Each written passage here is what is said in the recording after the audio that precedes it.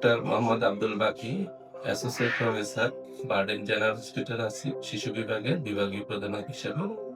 নাম যেটাকে আমরা বলি মিজেলস। মিজেলস একটি অত্যন্ত সংক্রামক অসুখ।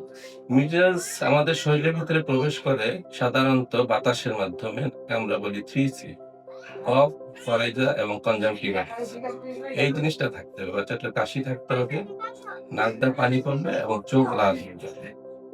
এই লক্ষণগুলো যদি থাকে এবং সাথে যদি লালচে ধরনের একটা যদি র্যাশ আসে, তখন এই মিজেলস আইডেন্টিফাই করা হয় এবং সেই অনুযায়ী চিকিৎসা দিতে হয়। বর্তমানে মিজেলস আবার নতুন করে আউটব্রেক হয়েছে আমাদের দেশে।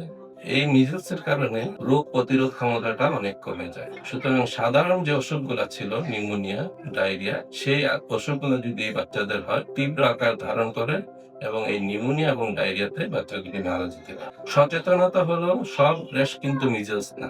শরীরে র্যাশ আসলো, একটু জ্বর আসলো, এগুলো কিন্তু সব মিজেলস না। সুতরাং আতঙ্কিত হওয়ার মতো কোনো সমস্যা এখনো তৈরি হয়নি। সচেতনতা বৃদ্ধি করতে হবে। কিছু কিছু শিশু মারা যাচ্ছে হলো 3 মাস, 4 মাস, 5 মাস, 6 মাসের বাচ্চাও মারা গিয়েছে মিজেলসের কারণে।